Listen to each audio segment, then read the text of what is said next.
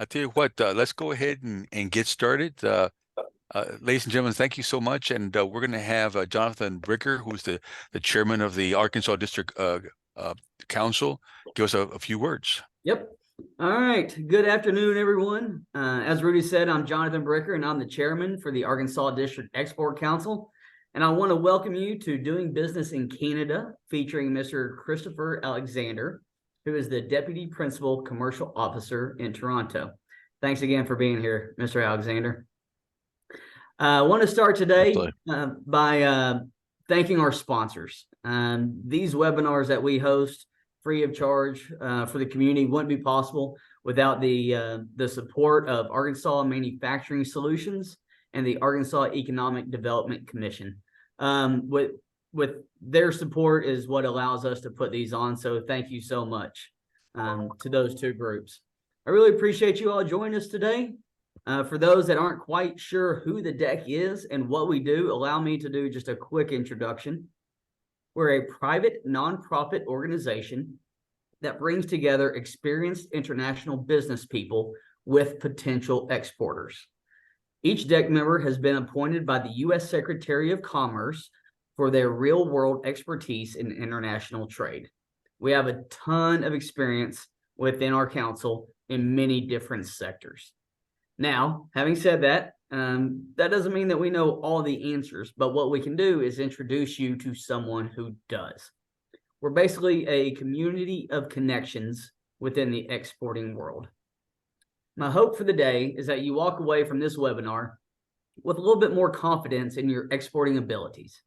If you have any questions at the end of the webinar and you don't feel comfortable asking them here, I invite you to reach out to us at our website, exportarkansas.org, and we'll have one of our members reach out to you. Basically, we want to be a strategic partner to help you grow your exports, which helps grow your bottom line. Before we begin, I'd like to ask everyone to keep themselves muted and raise your hand if you'd like to ask a question. That way we don't have any background noise interrupting our speakers. So thank you for your help with that. So to get us started, I'd like to introduce everyone to your moderator this afternoon, Mr. Rudy Ortiz. Rudy has recently retired from the AEDC and is the previous chairman of the DEC. Today, he is owner of Strategic Business Services, LLC, where he assists companies in a wide variety of international business and exporting needs. He's also a partner with Cross-Border Business Consultants, which is a global team of international business consultants working together to assist companies to initiate activities in other countries. For these reasons, Rudy is the DEC's education chair. Rudy, thanks so much for spearheading all of this. And with that, I'll turn it over to you. Jonathan, thank you so much for that. And ladies and gentlemen, we're going to be privileged to have not only Chris Alexander, who is with the U.S. Commercial Service, but also William Burgess. And William is the co-CEO and vice president of operations of a laser company here in Arkansas called Power Technology. He has a lot of experience with exporting, and he was the chairman of the Arkansas District Export Council as well. And in 2016, his company was named as Exporter of the Year, and also the SBA Region 6 Exporter of the Year. On top of that, the company was named for the President's Awards for Exports. So they have, lots and lots of expertise and are well recognized in the United States for having this exporting experience and expertise. In addition to that, Power Technology is currently exporting to over 30, in fact, I think 40 countries throughout the world. And he has a lot of expertise in what's called EAR and ITAR, export control regulations. So he brings a wealth of information, of experience in terms of exporting, including to Canada, which is why we're having him on today, so that he can talk a little bit about the experience that he has had in exporting to Canada. And we're going to put him on before Chris Alexander comes on. So, William, when you have a chance, take it away. Sure. Thanks, Rudy. Appreciate the intro. I'm going to have to shorten my bio at some point. Um, as Rudy said, yeah, we export to 30 to 40 countries per year, depending on the year. Got lots of experience exporting all over the globe. Um, Canada is obviously the market that we're here to talk about today, and I'm happy to tell you it's one of the easiest markets in the world to export to. Um, there's not a lot of paperwork, not a lot of bureaucracy, a common language, common legal system. As far as exporting goes, it doesn't get much easier than Canada. So if you're not exporting, let me tell you, Canada is the country to start with. It does not get any easier. Um, as Rudy said, we're in the laser business, and high tech products manufactured in the U.S. They sell well across the globe. Your products, I would encourage you to get with the U.S. Commercial Service and have them do a study of where your type of products are shipping to. I am sure Canada is going to be an ideal market for you to export to as well. That being said, Rudy, what else do you want me to cover? Well, I think if you would perhaps address what things are a little bit different than one might think about doing business in Canada, whether it's a good thing or a bad thing. And you've already kind of indicated that it is a very easy market to enter, and certainly should be almost everyone's first choice as a first market, right? But there may be companies out there that are doing business elsewhere, but for whatever reason have not yet looked at Canada. And hopefully after today's webinar, they'll gain some additional insight as to why they should do that. But if you have any anecdotal stories about an experience in Canada, that would be swell. Um, don't have anything negative to say about Canada. It really is easy. Obviously, if you're shipping, large container loads of products abroad, I'd encourage you to use letters of credit to make sure that you get paid, especially on larger, $500,000 or larger transactions. Getting paid is always a risk in exports. So just because I say Canada is easy, still do the same due diligence that you would do with any other country, and use letters of credit if it's a large order. Never really had any problems, clearing customs, getting product into Canada. Never had any problem really getting paid in Canada. We typically do ask for advance payment on lasers that we're shipping, at least overseas or even internationally if it's Canada or Mexico. So, don't be afraid to ask your customer to pay in advance or to pay half in advance. People doing international transactions are used to those types of requests. So, yes, especially in light of the fact that your products are largely custom products. And so it's not like a pair of shoes that will fit anybody, right? right. So given the fact that if your products are custom in nature and that you could not just find another buyer easily, asking for some at least half of the money up front is not a bad idea. Yeah. Other than that, never had to pursue any legal action in Canada. So knock on wood. Yeah, it's a great place to do business. Excellent. Well, William, thank you so much. And with that, Miss Heidi, if you will bring up Chris's bio, would really appreciate that so I can introduce him.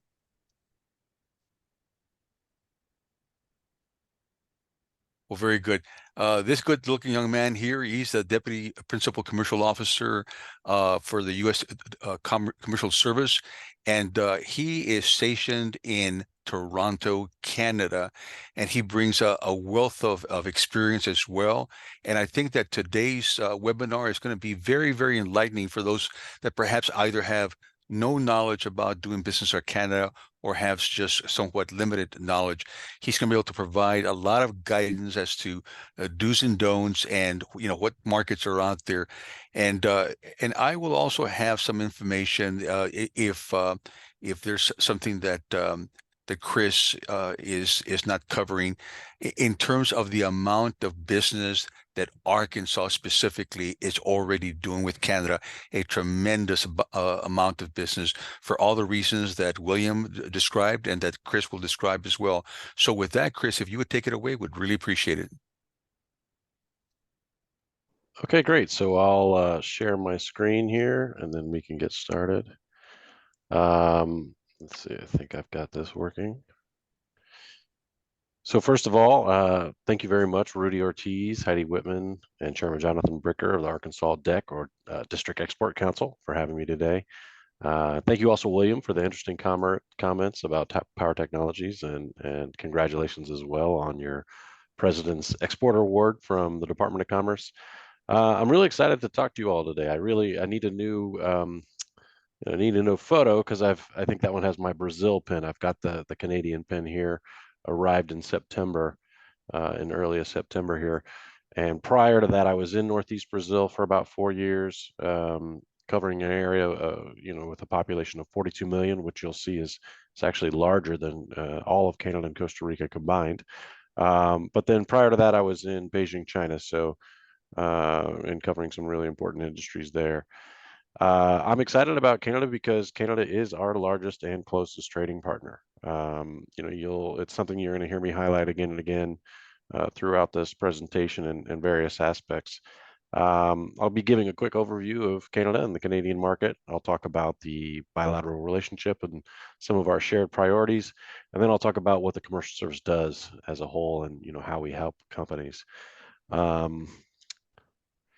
won't go into this one too much, but a lot of people don't realize Commerce is actually 14 different agencies. We've got Census and NOAA, for those that don't know, but by far the largest in terms of budget is the International Trade Administration, or ITA. The main divisions you'll see there are global markets, which I'll talk about later, industry and analysis, which we call I&A, and enforcement and compliance, which is E&C.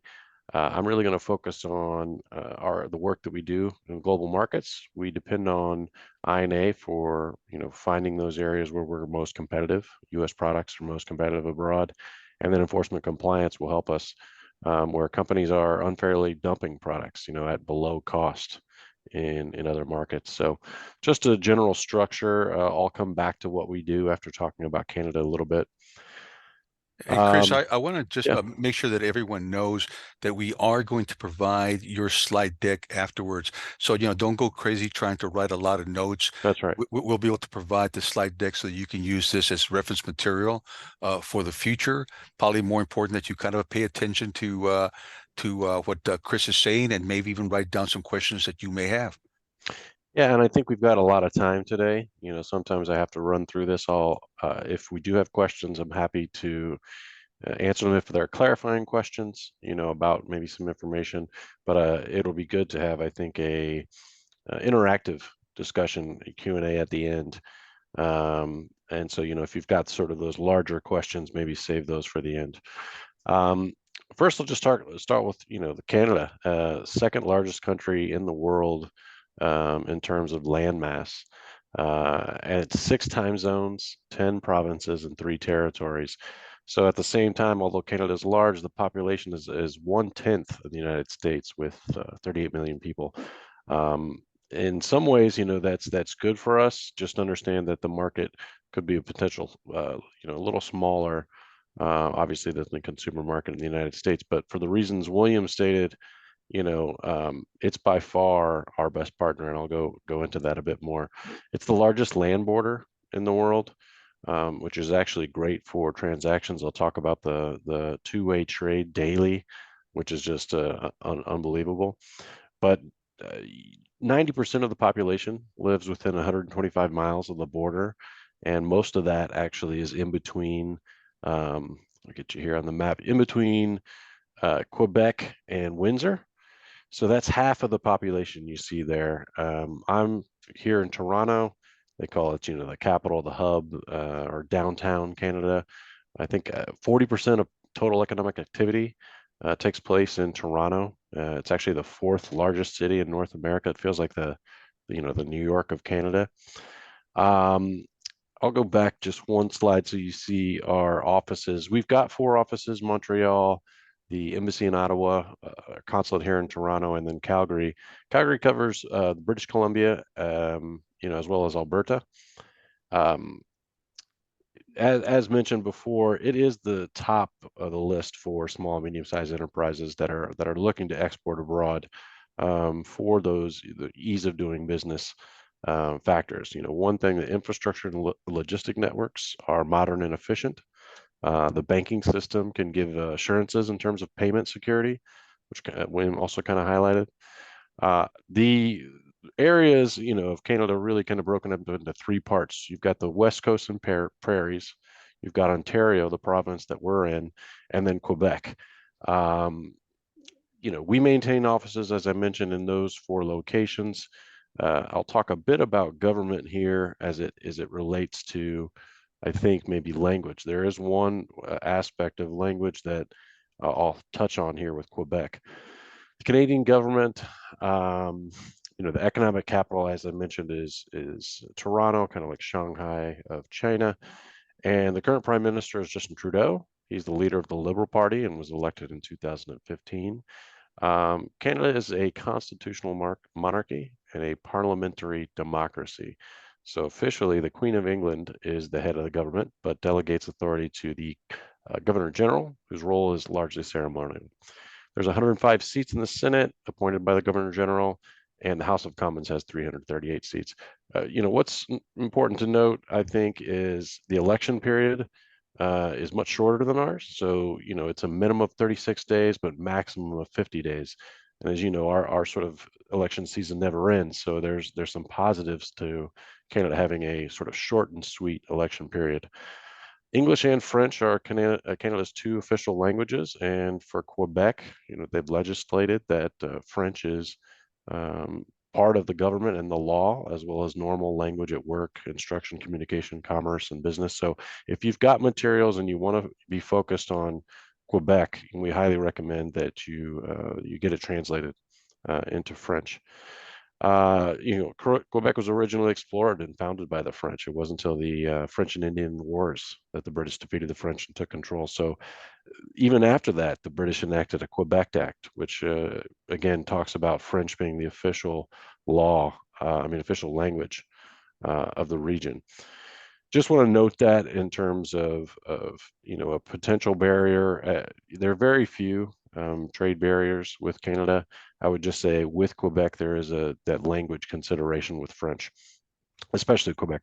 I think it's 85% of Canadians whose dominant language is French are all located in Quebec. I'm going to talk about our bilateral relationship in terms of commerce. It's really, I think Canada gets kind of forgotten in the news sometimes, but really, we are the largest partner, supports millions of jobs in each country, 919 billion in bilateral goods and services was our trade relationship in 2022. As I mentioned, the two-way trade every day crossing the border is $2.5 billion.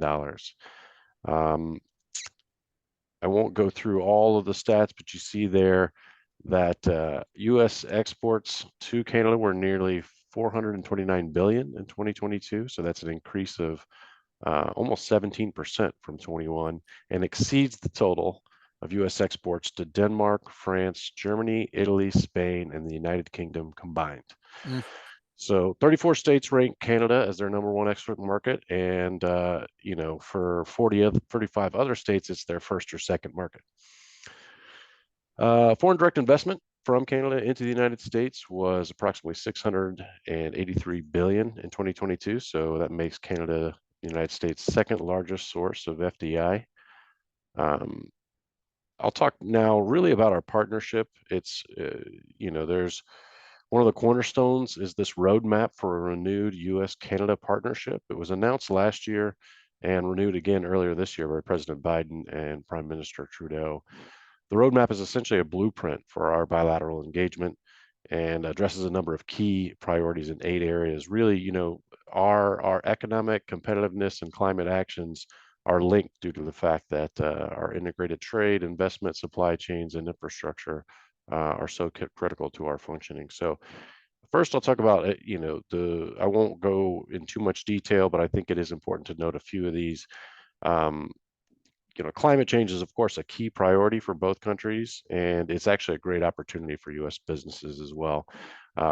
So we're aimed at accelerating climate ambitions by catalyzing clean energy and creating good jobs.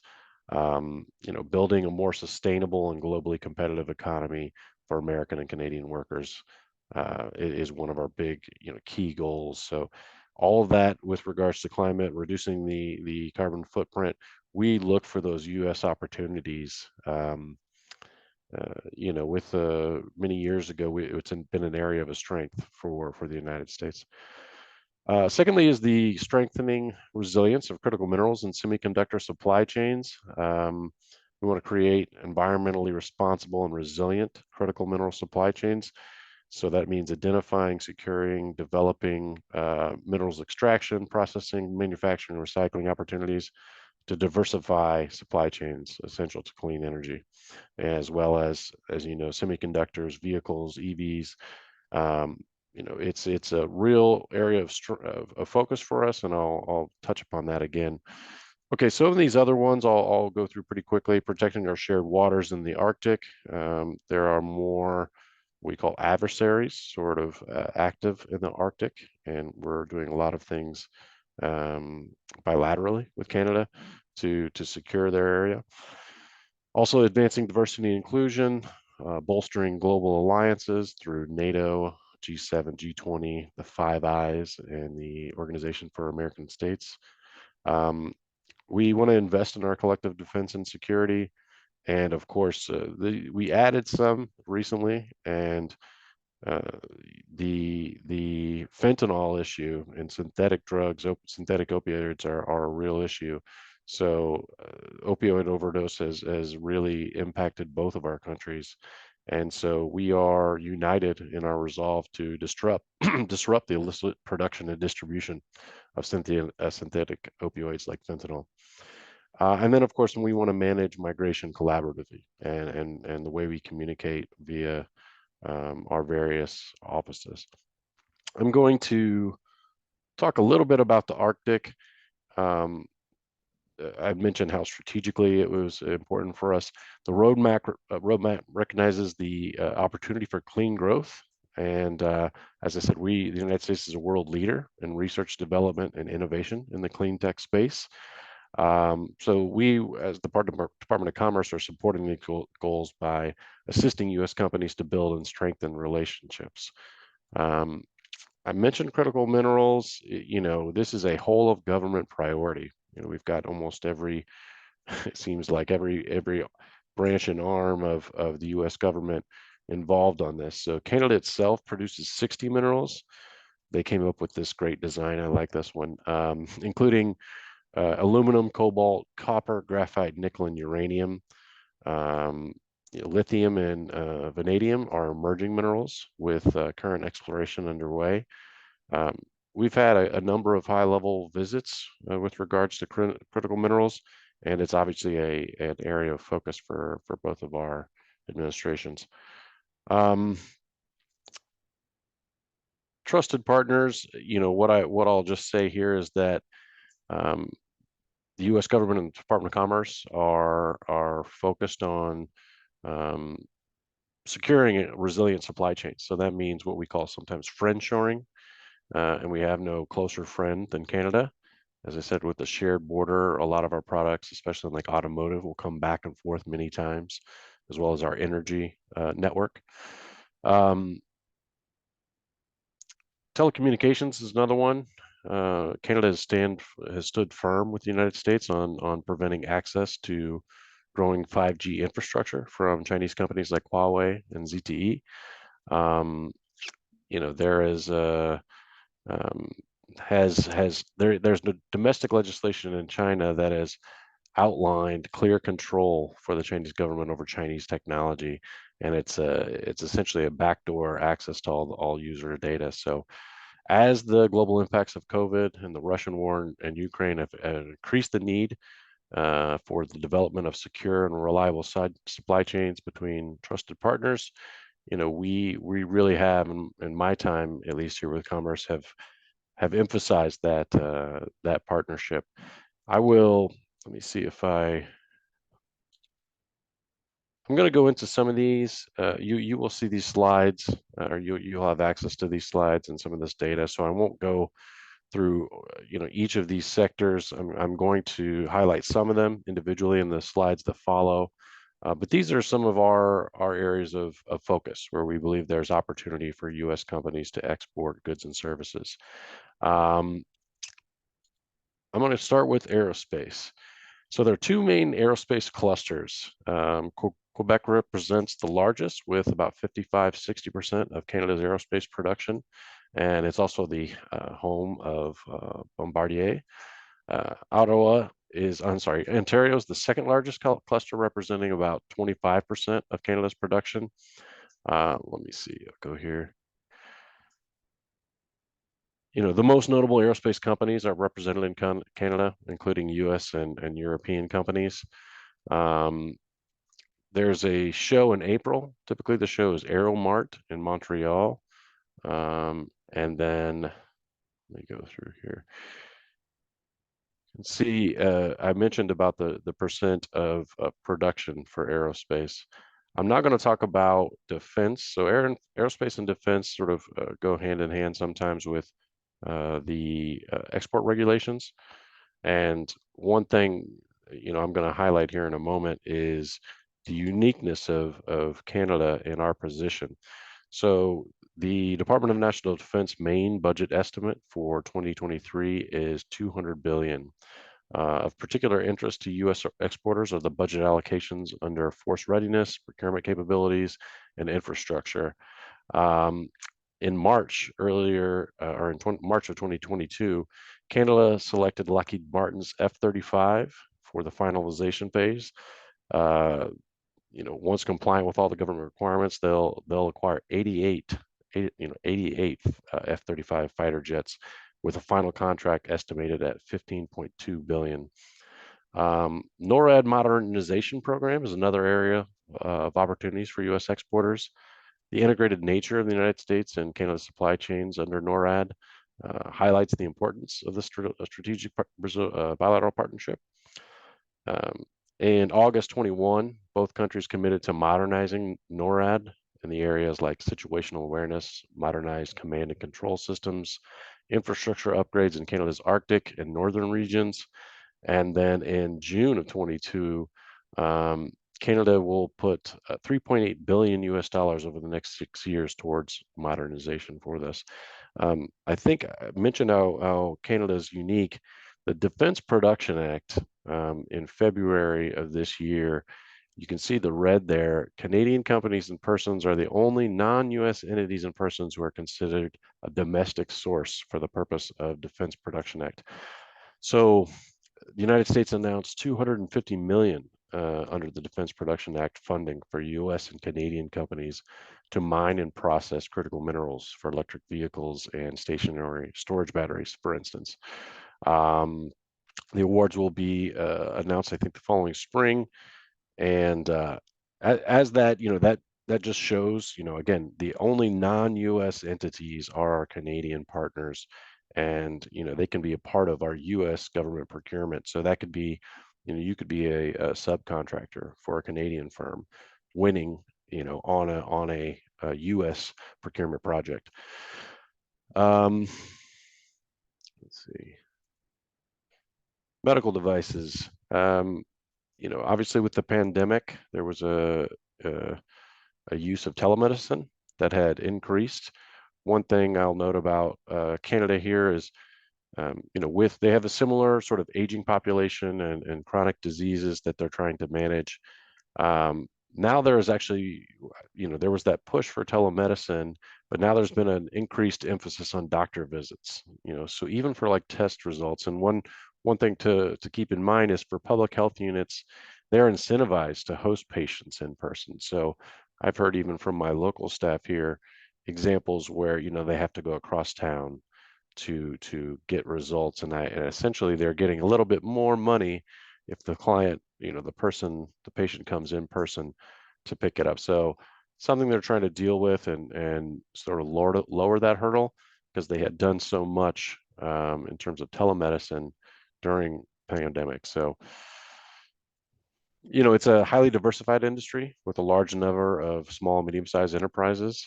Um, there is a strong cluster here in Toronto in terms of research and development of the medical, diagnostic, and therapeutic apparatuses. I'm just going to see what's most, the public sector finances the services and the private sector delivers those services. So for a company in this sector, you'll likely be targeting private buyers and distributors. Provincial governments are looking to explore, bulk procurements in the medical sector. That's something they're also trying to do a bit more of across provinces. One thing I will make sure to include this for anyone that's interested. In February of this year, the FDA and Health Canada began conducting a joint pilot to test the use of a single, what they call eStar, or submission template and resource, for 9 participating companies as a way to launch it. This interactive PDF form guides applicants through the process of preparing a comprehensive medical device submission. As you might imagine, there are a number of regulations and licensing that needs to take place. Medical devices are predicted to reach 9.9 billion in 2023. Prospects in cardiovascular and respiratory devices make up about 23% of the market, followed by surgical devices, medical and industrial diagnostic devices, spinal devices, and then diabetes monitoring. I won't read all of these to you, but I think the important one to note is the U.S. supplied approximately 37% of Canada's total medical equipment and supplies. So, in terms of the imports that they are globally, in this sector, 37% is a pretty big number. So obviously U.S. firms, are making a presence here, or whether that's through exports or a local production. In Ontario, I just would note that there's 1,300 companies operating in the province, such as Medtronic, GE Healthcare, Stryker, Johnson & Johnson. And it generates about 14 billion annually for just the province of Ontario. So I know agriculture, one thing I'll just note up front, we do have a sort of division of labor between the U.S. Commercial Service Department of Commerce and then the agriculture, what we call Foreign Agriculture Service. So I know agriculture is an area of strength for a lot of firms from Arkansas, and so I wanted to include this. But some of these may be handed off essentially to our Foreign Agriculture Service group and partners based upon the nature of the product. There's a continued rise in demand for consumer packaged goods, recognized as organic, natural, and comprised of clean ingredients. 55% of total Canadian import demand is met by U.S. companies, so over half of the demand into Canada, the imports are from the United States. Most U.S. agricultural products have entered Canada duty-free since 1989 under, the former trade agreement, what is now the U.S.-Mexico-Canada trade agreement. Let's look here. And as a matter of fact, Chris, Arkansas by itself is exporting approximately $247 million of agricultural goods to Canada. So it's quite a bit of money. Right. Yeah. Thanks for that, Ruby. I appreciate it. I remember you mentioning sort of the top, strong sectors for Arkansas. I'm going to go ahead and keep moving because I think we've got some slides, and I think it would be also good to have, some questions. Another area I understand from Ruby of strength for Arkansas companies is automotive. Obviously, it's the second largest market in North America. Imports represent approximately 3/4 of the new vehicles market. Most global vehicle manufacturers are present in Canada, including 5 with local assembly lines, so Ford, General Motors, Stellantis, Toyota, and Honda. The United States share in the total Canadian automotive import market remains dominant at approximately 63%. Passenger car sales are now about 20% of units sold, while 80% are light trucks. The new light vehicles market increased about 6.6% to 1.64 million units in 2021, of which approximately 40 were US brands. The nice thing about this too, the Canadian regulatory environment for the automotive sector is harmonized to that of the United States, while over 90% of the two countries' road safety regulations are harmonized. I've got some data. I'm just gonna keep moving here, I think. All right, let me go back. I do have a bit more, and because it is an area of strength for Arkansas, I'll hit on a few more data points. Electric vehicle sales, are developing, especially in Quebec. In 2019, 85,500 units were sold, of which 40% were battery electric vehicle, and the rest were plug-in hybrids. They were impacted. All of automotive sales were impacted by the pandemic, but still remained at 3.52% of total new vehicle registrations. There are supply chain challenges affecting production and meeting demand, and sometimes that led to some price increases for automotives as well. Due to the policies of Canada and the United States, particularly Canada, EVs are expected to grow steadily as they're targeting zero emissions as well. The aftermarket segment will continue, however, to remain strong due to the large size of vehicles registered on the road. Components and parts will remain in demand and provide many opportunities for U.S. manufacturers. So the government is trying to reach carbon neutrality by 2050, as a lot of other nations are, and has allocated a large investment resources towards the infrastructure and green economy. Canadian subsidiaries of U.S. automakers announced substantial investments, including General Motors, $785 million, Ford, $1.5 billion, and Stellantis, $1.14 billion to prepare their production lines for electric vehicles. Canada has a strong national industry association, the Automotive Parts Manufacturers Association, which represents OEM producers of parts, equipment, tools, etc. There are also a few advanced technology clusters. So one such example is the Autonomous Vehicle Cluster, Canada North Business Association. And for those that are interested in trade shows, we've got the Automotive Parts Manufacturers Association annual conference and exhibition on September 26th. Already happened this year, but there'll be another one in September the following year. There's also the Canadian International Auto Show in 2024. That'll run between February 16th and the 25th. There's Truck World in Ontario, which is April 18th through the 20th next year. And then very EV specific, there's the Montreal Electric Vehicle Show, April 19th through 21st next year. Environmental tech, I mentioned how this is an area of strength. For those that don't know, the United States and California in particular many years ago with like the Clean Air Act, put in these regulations that actually enabled U.S. companies to develop a lot of technologies and solutions that were that are highly desirable. I think I mentioned I was in Beijing, China.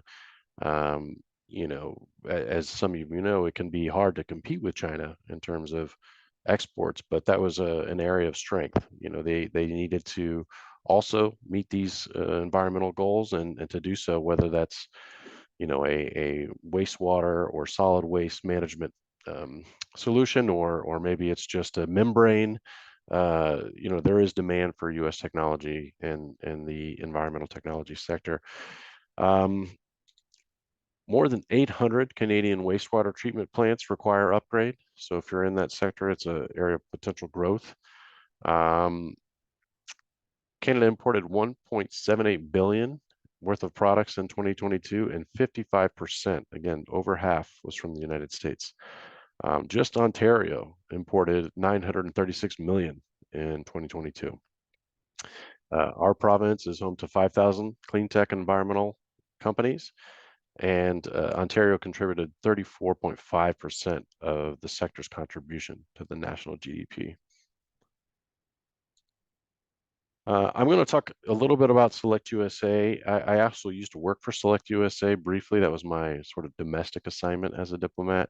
I've talked primarily about exports, but of course, our main goal is to create jobs. And so, originally that was through export promotion, and with the creation of Select USA, we've also now focused on, for now about almost 10 years, I believe, attracting foreign direct investment into the United States. So that's not portfolio investment or real estate. It's greenfield or brownfield job creation. Canada's the number two source of FDI in the United States. Let me see here. You can see there in terms of the numbers and how many jobs are created. All, I think, states and municipalities have a focus on attracting foreign direct investment, and Select USA is our federal arm that helps these companies sort of navigate the incentives and the costs, right? We can do things on industrial electricity costs of lumber, by county, and some other data for firms that are committed to creating jobs in the United States. There are a few technical barriers to trade, as William has said, and I had noted. Canada is typically the number one country for companies that are exporting for the first time. Having said that, there are some barriers. So Canadian content. This one I found interesting when I arrived here. The Broadcasting Act of Canada requires that radio and television broadcasters, including cable and satellite specialty channels, must produce and or broadcast a certain percentage of content that was at least partly written, produced, presented, or otherwise contributed to by persons from Canada. So on the TV, on the radio, you hear Canadian focus. So, current Canadian content percentages include 40% of content for radio airplay and 55% of content for broadcast television have to have that Canadian content. I think we're the big brother, right, in terms of how big we are just to their south. And I think they want to, as part of their ways to maintain their culture and identity, it's just an interesting aspect. So whatever is topping the charts globally, they have to still meet these requirements. So, we hear a lot of Justin Bieber, Ryan Adams, Michael Bublé. um, um, it's just an interesting aspect. Telecommunications. Canada maintains 46.7% limit on foreign ownership of certain existing suppliers of facilities-based telecommunication services, including cable television industry. This is actually the type of JV agreement that limits and can be a small barrier. Sometimes you may have to partner with a JV if you're in the media space. Data localization. The province of Quebec adopted a law in September 21 that amends the regime. Under the law, the transfer of personal data outside of Quebec is limited. Data privacy was a key concern in a scrap plan by Google's Sidewalk Labs to build Toronto's first smart neighborhood. And then the digital services tax is an ongoing issue. And, we've got a number of firms following that closely, large firms. They've drafted, legislation for a unilateral digital services tax. As we see it, most DSTs have been designed in ways that discriminate against U.S. companies as they single out U.S. firms for taxation while excluding national firms engaged in similar lines of business. terms of tax, Ontario is one of 4 provinces in Canada that levies a combined federal and provincial sales tax, also known as the harmonized sales tax. So in Ontario, that's 13%, of which 5 is federal and 8% is the provincial retail sales tax. So you can see here it says modernizing NAFTA. It's most of you probably knew it as NAFTA, and now it's the USMCA, or the United States Mexico Canada Agreement. It did a number of things. I mean, in modernizing, our trade, it improves market access for manufacturing and agricultural exports, reduces incentives to outsource, increases environmental protections, and revised investment provisions. So, couple of points. Let me look on the time here. How we're doing? Are we doing okay, Ruby? I've got. Yeah, we're fine. Just go ahead. Well, so for copyright, the term of life for the author is 70 plus years of publication, um, or 70 years or publication for 75 years. This is not in line with the current US laws, which extend copyright for 95 years, but is much better than the previous rule of 50 years. As an example, that means it's another 9 years that Elvis's music is protected, but Disney's original Mickey Mouse, Snow White, Bambi, and Pinocchio are all fair game in Canada. They no longer have any of their original copyright protection in the market. USMCA also acknowledges the digital environment and requires application of enforcement measures, something that did not exist under NAFTA since there wasn't really a digital environment at that point. I'll go to agriculture. It eliminated policies that allowed unfairly low-priced Canadian dairy products to undersell or dump U.S. products in Canada and in third markets. It eliminates the discriminatory grading of U.S. wheat, eliminates discriminatory treatment of U.S. origin wine in grocery stores. The alcohol market in Canada is still very protectionist, which is why you're not likely to find any of your favorite wines or beers on the local shelves. Importation is highly taxed and highly restricted. New Belgium licensing example is trying to offer protection in the access market. Let's go tips for business. Some of these were already hit upon, so I won't dwell on them, but it's important to note some differences between the United States and Canada. It's a very large territory. It's huge, and it can make marketing and logistics difficult for you, even though they have a modern logistics and infrastructure. Climate can have an impact, especially in the north. Products may need special specifications to accommodate lower temperatures if you're shipping way up into the north. Exchange rate, always something to keep in mind and to keep your eye on. Some companies, in terms of localizing, will take the extra step to develop a Canadian website or French translation to their website, adding just French. The regulatory compliance is important. Typically, general products need certifications in the U.S. must also have a separate Canadian certification. Labeling, just that Canada has bilingual labeling and packaging requirements. And then IP, it's one I learned that most areas were strong, but for copyright, they're not quite as strong for the physical printing.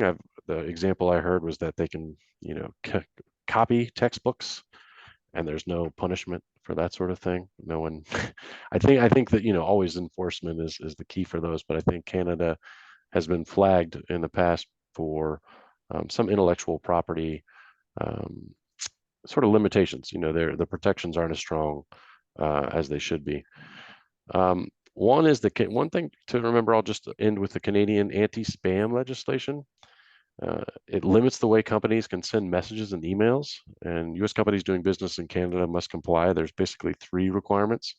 You must have consent of the recipient before an email is sent. You must have identifying information in all commercial electronic messages, and all commercial electronic messages must also include an obvious unsubscribe mechanism. So don't spam your contacts in China in Canada.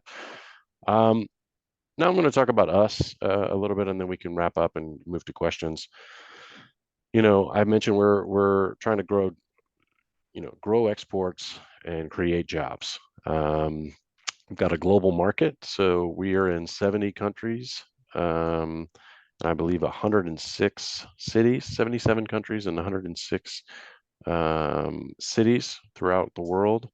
We have our export assistance centers domestically in the United States, and our local staff are those, we as commercial officers and diplomats move around every few years, and really the continuity is our local staff. So they're able to maintain those contacts and expertise. And so one of the things I'll talk about is the type of things we do. We do export counseling, marketing intelligence, business matchmaking, and commercial diplomacy. You've got this slide, so I won't read this to you. One thing I'll just note is our services are based on fee recovery, essentially. We're trying to maintain, we're part of the government. And why I mention that to you is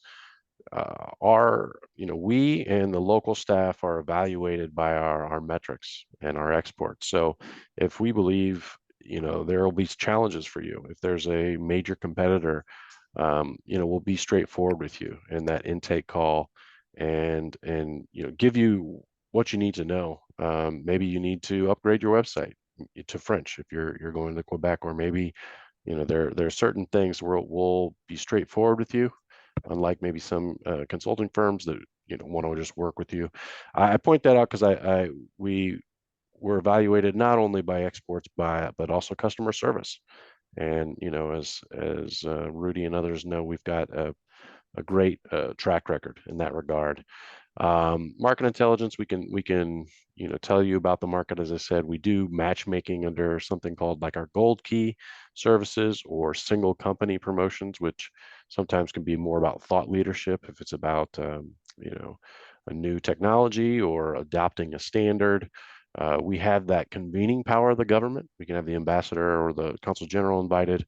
So if you've got, you need a provincial or municipal official decision maker there, that we've got that convening power in terms of some of our matchmaking.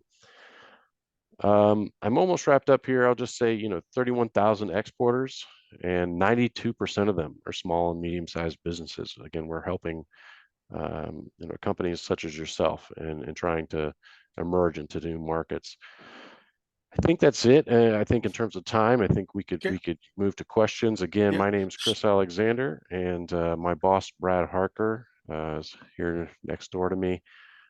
We actually worked together in China before as well. So happy to answer any questions, and thank you for the time. Chris, thank you so much for the presentation. Folks, whenever you're looking at selling to a different country, one of the questions that you should be asking to yourself is, well, what are they already buying? Are they already buying my kind of goods? And in the case of Arkansas and Canada, Canada is buying from Arkansas iron and steel tubes, 141 million, plastics and plastic articles, 109 million, cereals, 79 million, motor vehicle parts, 78 million, perfumes and essential oils, 41 million, heating and cooling equipment, 39 million, electric motors and generators, 39 million, paper and paperboard, 38 million, meat, fish and seafood, 36 million. And that's just in the products. And then on the services section, business services, financial services, intellectual property, travel, $123 million in services that Canada buys from Arkansas. So once again, Canada is a great market to the United States, from Arkansas to Canada. And so it's definitely a market that you should be looking at. And Ms. Heidi, do we have any questions at this point? Yes, we had one question from Mr. Mr. Sambo. I hope I'm saying that correctly. Actually for William. Okay.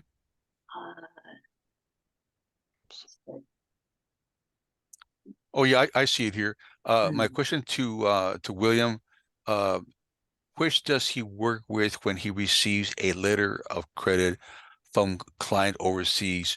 Most banks I talk to do not accept letters of credit from foreign banks. Well, you're doing business with the wrong bank. I might be able to help you out on that one, Rudy. Yeah, I will tell you. I mean, obviously, that's a huge part of the business of every bank is doing that has an international department is doing letters of credit. So I'm not sure why the bank would not want to help you with that, but Well, it could so very well so be. Go ahead. Rudy, if you don't mind me jumping in Absolutely. on this right here, I work for Arvest Bank, and obviously we do have an international um, department. So we do work with different organizations on not only sending but receiving letters of credit as well. So depending on what bank he does utilize, he may need to actually work with, in regards to the letter of credit, one of the top 5 banks, usually a bank like a Bank of America, JP Morgan Chase, someone along those lines that have an international presence and branches in these international countries. They are typically well received. You can use it as a conduit letter of credit. So I'm happy to try to help him out any way that I can on Absolutely. that. So Well, very good. Well, at the end of the presentation, we're going to have the contact information for everyone who's spoken today, and feel free to contact Jonathan if you have any questions. But I think Jonathan just gave you a pretty clear idea of, what the issue may be. Especially smaller banks do not have an international department and really have no real way of doing letters of credit. Sometimes they will work through larger banks that kind of in a partnership, but more times than not, they don't. So it will be a matter of making sure that you're working with the right kind of bank that has an international department, and if they do, they will most certainly do letters of credit. About the only exception would be, and that would be an exception for everyone, would be, for instance, if you're trying to sell something to a country that's been sanctioned, and has some sort of international problems between the United States and that country. Obviously, that would apply to everyone. But other than that, a reputable bank of the kind that Jonathan was describing, and those that have international departments, will be able to help you. I don't actually see any other question. I did want to make just this very last comment, and that is that we mentioned that there was something like $78 million. Let me see if I can go back here. Something like $78 million of automotive parts that are sold from Arkansas into Canada. And Chris, I think you mentioned that something like 40% of the trade between the US and Canada actually go through Ontario, and I suspect via Detroit to Windsor and vice versa. Is that correct? I'm not sure as to it is 40% for Ontario. In Right. terms of the entry, I don't know if that's Niagara Falls or, where all they go, but that's right. Right. Yeah, but for sure that I've been to Detroit and watched as cars are flowing back and forth, and trucks are flowing back and forth between Canada and the United States, crossing the Detroit River, and it's really quite something to behold, the flow of people and business, just like they're just crossing any other river. Yeah, it's there's and it also workforce is Oh one. yeah. I think Windsor, someone told me daily, like 2,500 nurses travel from Canada to the United States for work every day, and then back over the border. We didn't go into workforce, and that's highly specific to the sector. But it's absolutely we've got a bear, we treat Canadian travelers, quite nicely. They don't need quite, very much to get in our countries and to rent a car and that sort of thing. So they make it easy. We make it easy for the two-way trade. And as I said, most of our laws are harmonized, especially on automotives. But yeah, that stat from Windsor to Quebec being half of the population, it's certainly a hub of commercial activity in that space. Yeah. Very good. I also want to remind everyone that on November the 29th, we're going to be having another webinar, this time on Incoterms, which is a critically important subject to be very aware about, because if you get it wrong, all sorts of bad things happen. So kind of put it on your calendar for November the 29th. We'll be sending out more information later on. And then we're going to start our Grow Your Export series starting at the end of January. And Heidi, with that, if you would put everybody's contact information up, would really appreciate it. Very good. You guys might want to take a picture of that or something so you can have it.